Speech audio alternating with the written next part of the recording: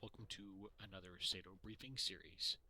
This is episode 36 of the SATO briefing series, to be exact. And today we're going to be talking about C-130s, S-2s, and Microsoft Flight Simulator. So it's going to be another kind of long briefing episode. So right here, we'll get right into it. And right here, as you can see, is a C-130. Not just any C-130, however. Now, if you weren't familiar at all with the original packs that I released for the MAFFS C-130s, I think it was 2 years ago, this is an overhaul of that original package. Basically, the original package added this model here, the H3, and several other MAFFS variation aircraft. And there were some errors along with it that I was made aware of later on down the road. So this pack fixes a number of those issues, kind of updates them slightly further. The military versions, the models themselves are old. Anyone who doesn't know, the C-130s and P3D that come stock with the sim, they're based off of the Captain Sim C-130s, which are from FS9. They've only been slightly upgraded through all the years. Granted, that's kind of how they were designed. They were designed fairly detailed for FS9, and then they were just kind of slightly updated to FSX and then P3D. Obviously, they're kind of feeling their age in P3D. So the newer iterations of the C-130s did get PBR in in P3D version 5 and 6, as far as I'm aware of. P3D version 4, they were just standard legacy series of um, shading and all that. So my version, it put PBR on the older ones, on these older models, and then it kind of brought them up to more modern P3D, I guess, display standards. Um, but also, what I've done with them now is added more of the military equipment to them that they were missing, or improved them. So things like the electronic warfare pods in the back here, the flare buckets down here, some of the infrared countermeasure that are on the aircraft are now have been added up here in the front. Um, Obviously, the H model C-130s now mostly have the NP2000 8-bladed propellers, which this one has, as you see. Um, and the MAFFS 2 nozzles back here were redesigned for this pack. They're a little more accurate, I would say, in terms of their dimensions and how they look. Um, that's kind of really what the overhaul really entailed, was that, and then plus added some more paints. Um, the U.S. Forest Service versions of the MAF 2 nozzles back here, that has all of the active aircraft. There was three. There was three of them. So those aircraft are going to be included with this pack as well. So, kind of going back to that, how many aircraft are in this pack? There's a number of them because there's 8 MAF C-130s in service. So all of those are done and included in this pack. So you have all the versions that are flown by the Air National Guard units, which are the H3 models here now. Um, the only exception to that is California Air National Guard flies the C-130J. So, and that's the J-30, the stretched version. So that's kind of the only exception to the MAFFS aircraft. They're all H3s except for, like I said, the California Air National Guard that'll come in this pack too. So you'll have the H3 specially modified versions, the J models, the specially modified versions. You'll also have the HC-130, which is what the Forest Service used for their aircraft. Those are all coming in this pack. So the original pack came with I included the legacy MAF system, which the original MAF system isn't like this squirt gun one here, like I like to call it. It's got the twin nozzles in the back that would actually completely fold up into the C-130 during ferry and transit to and from fires. My version had it locked in the down position just for ease of representation in this. It didn't actually articulate out of the cargo bay. Maybe later on down the line, I can maybe put something together where it actually does its Transformer-esque operation. But for right now, this one doesn't do that. So the original pack came with it installed on the C-130E, which is what the MAFFS 2 system, or MAFFS, the original MAFFS system, first was used on in the 70s and the early 80s before the Air Force went to the H model C-130s. So that E model isn't in this pack, it's only in the original MAFFS pack that I released. What's going to replace it is the more modern H model with the MAFFS 2 nozzle. So that's the four-bladed propellers, not these. So it's going to come with this pack, the original four-blade one with the MAFFS 2 nozzle, and it's going to come with the H model with the legacy MAFFS system. So that might sound a little confusing now, but the H model that I'm including in this pack will have the legacy MAFFS nozzle system. This is a kind of an in-between era, if you will, version before going to the MAFFS system, MAFFS 2 system, because the Air Force didn't fully switch their aircraft over until 2009. That's when the legacy MAFFS system was officially retired. But they started integrating the MAFFS 2 nozzle system in about 2008. So some aircraft had them, and some units still had the legacy system. So that MAFFS system I put on another airplane just to kind of represent that early 2000s era where you didn't quite have the MAFFS 2 nozzle system yet in all the units. Students are still running the two nozzle original legacy system. So that was kind of just an added extra version that I included for this one. Not really a whole lot different than the E model, just slightly different. Um, so yeah, then obviously with the later C-130s, when I get to the H model, because it'll be this MAFFS pack that overhauls all of these military and U.S. Forest Service MAFFS unit C-130s. Then I'll be doing all of the newer H model air tanker versions with the internal tanks in them. You know, the Coulson aircraft, the Cal Fire C-130s. Those will all be in the second pack coming.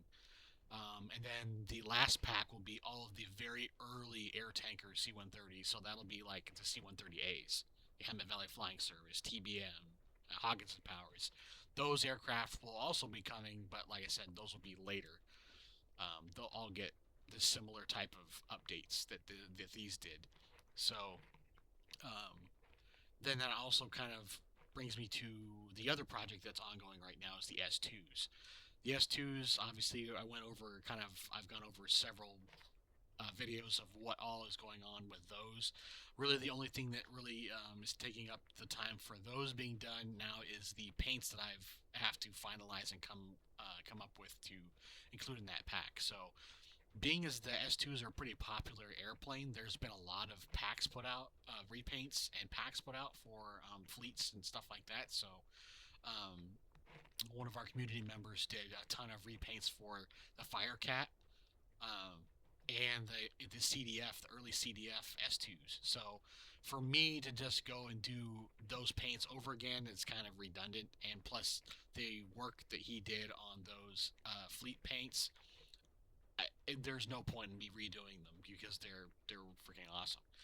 So some of those paints are going to come with this pack, but it's not going to be the whole fleet. If you want the fleet packs, you'll have to go on the respective sites to download those fleet aircraft for them.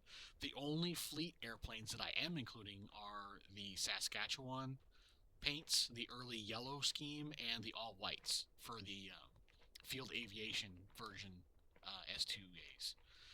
That's and then I might be doing some of the early U.S. Forest Service contract S2s.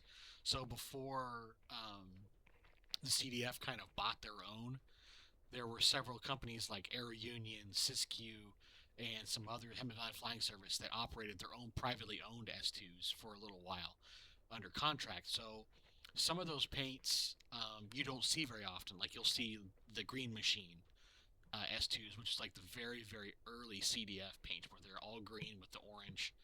And then you'll see obviously the all white or CDF, California Department of Forestry, early paint jobs. So they're all, they went to the all white and red.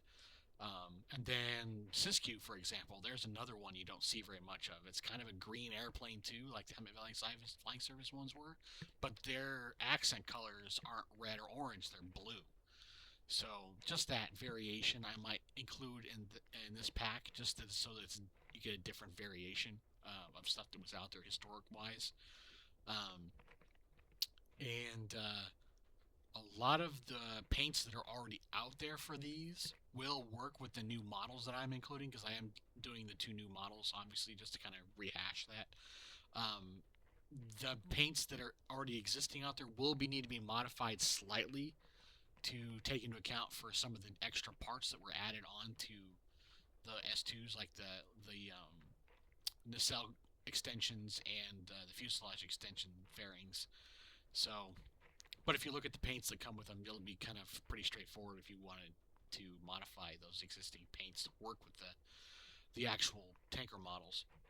So, in terms of that, that's kind of what we got going so far for P3D stuff. The other big thing that I wanted to talk about was what's going on with Microsoft Flight Simulator. Now, you've noticed that I've started to kind of talk more about it, and that's largely because I've come back to the community, kind of retouching on that whole thing. There's been a lot of new third-party stuff coming available. Like in the last update we did, I talked about Azure Poly doing the S2, the Turbo Firecat.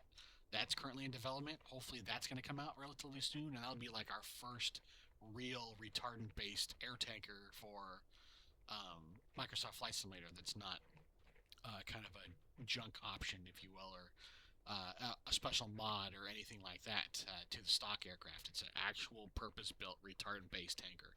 So that's coming out. Now, I talked about FS Fire, the third-party program that came out. That program it's the developers are very responsive to the community and stuff like that. Several of us have been talking to their developers. I have that program and have used it. It's very, very cool. Um, has a lot of options and stuff like that, and they're adding more options to it as they go.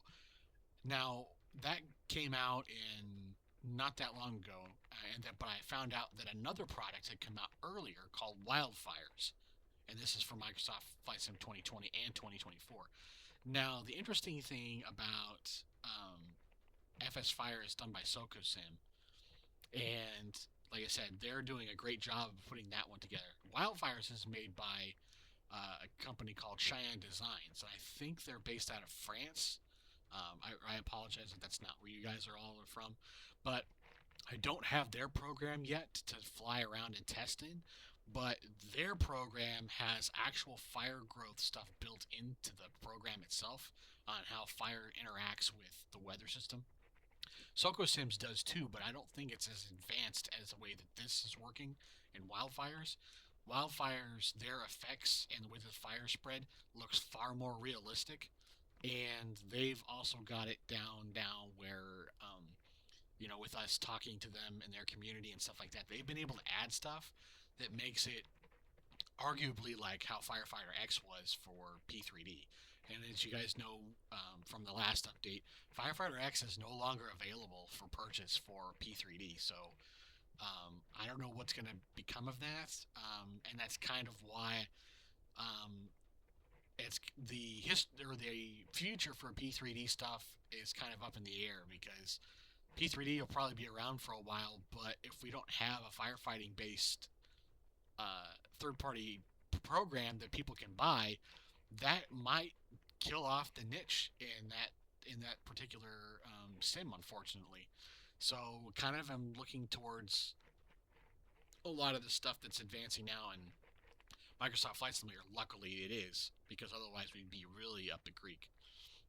So, with wildfires, not only does the fire behavior more realistic, but they're also adding in things where you can attach buckets and tanks to the aircraft, similar to what we got in Firefighter X. So, and the other big thing is they've got multiplayer compatibility building stuff, as well as being able to get retardant to actually stick to the terrain when it's dropped.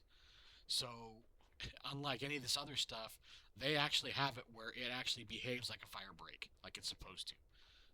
Before it was just kind of like a direct attack thing, like using water, which is obviously not how retardant is used. We actually got to talk to them and along with some other people, and we're able to get them to integrate it as an actual fire break.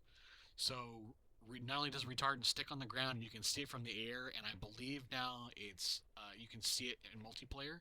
So it's multiplayer synced, which means you can see the perimeter being built around a fire now. And what's cool about that is that after the fire is extinguished, you can do a post-flight debrief of where the fire spread, where your guys' drops were. It's just really cool as a I would say kind of like a training tool, but it's also kind of cool in a multiplayer aspect of, say you get the fire out, you can go in an overhead pattern and you can literally take screenshots of it and share it with people in a debrief, or go about where you can see where you had gaps in retard lines or where the fire spread from there, and stuff like that. It's really cool that you are able to do that now in Microsoft Flight Simulator, because the terrain and everything is a lot more accurate to real life. So that's kind of a huge advantage, at least in that training tool, or even just the enthusiast and fun realm of it. You can go back and kind of see, how you guys were attacking a fire after it's been put out. And it's cool too because not only does the fire char terrain, so it leaves like a burn mark on your terrain, but like I said, the retardant is there too, so you can see where the fire is burned, where you guys dropped retardant, where you can see where it's stopping up against neighborhoods and stuff like that. It's really cool. So, and that's kind of the only option you have right now for that. Granted, there are some other options that are being built currently right now with X-Plane, but I know the majority of people aren't using X-Plane. The majority of people are either using P3D or Microsoft Flight Simulator. So, but if though for those of you that just happen to come across this, or you use X-Plane, there is one that is for X-Plane. Now, what that is offhand, I couldn't tell you. I think it's something about career or something.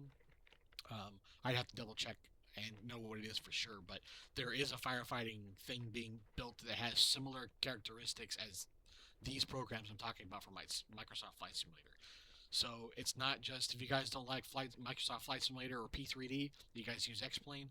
They've got firefighting stuff that's being built alongside these other ones that are, it's got some of the same features and capabilities. So the future is finally starting to look up for the Sims in the newer Sims. Finally, granted, Microsoft and Asobo still are dragging their feet in comparison with any of the in Sim stuff that they're supposed to have given us. None of that aircraft seem to have changed at all. They haven't given us really any additional functions for firefighting or fixed any of the bugginess that is that niche in the sim.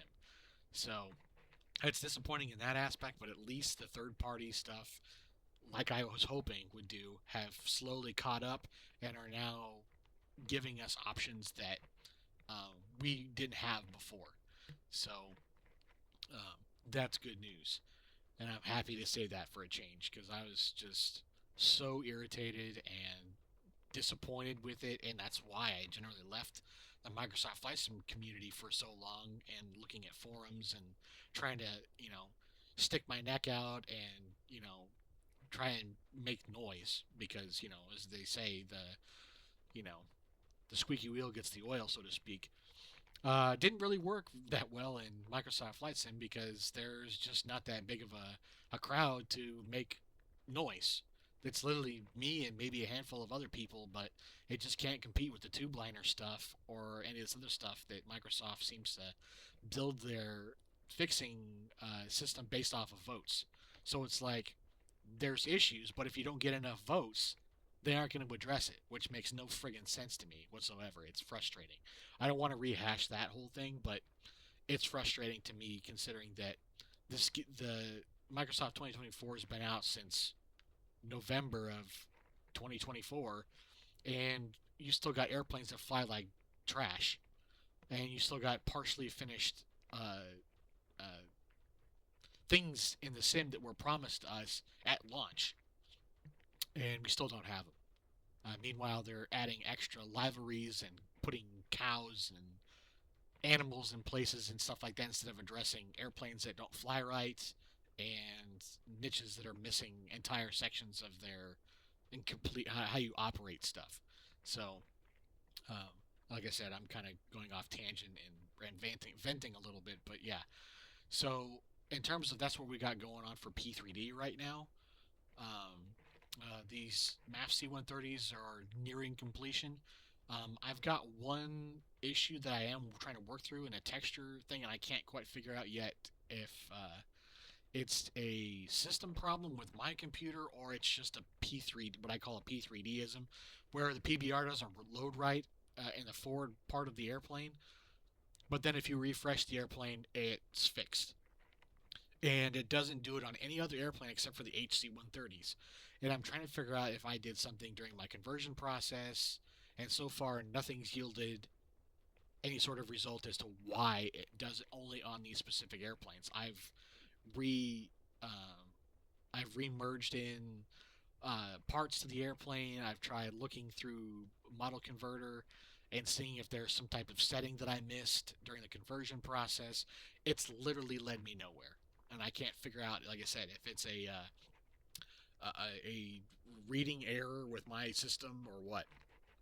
I'm hoping that maybe it's just an isolated thing, because if you preview it in P3D, the preview windows, the forward section is overly glossy. But whenever you load it into the sim, it'll do that initially.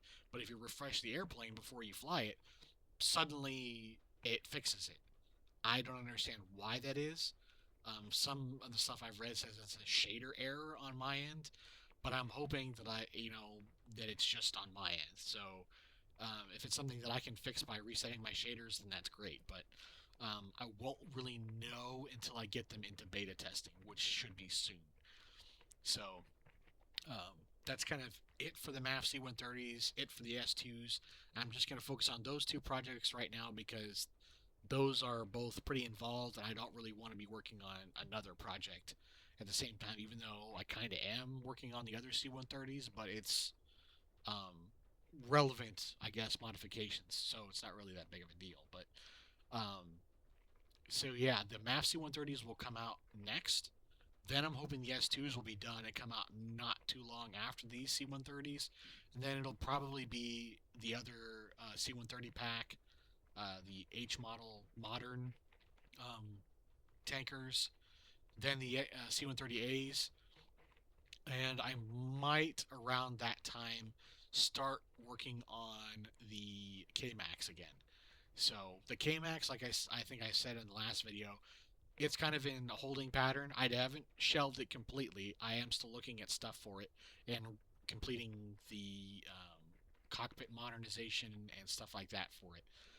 Kind of learning as I go because I've not built cockpits really that much before, so um, it's a learning process. Kind of another reason why I kind of put it off on the wings a little bit. But yeah, so that's what we've got going on, and thanks for watching. And tune in to the next one.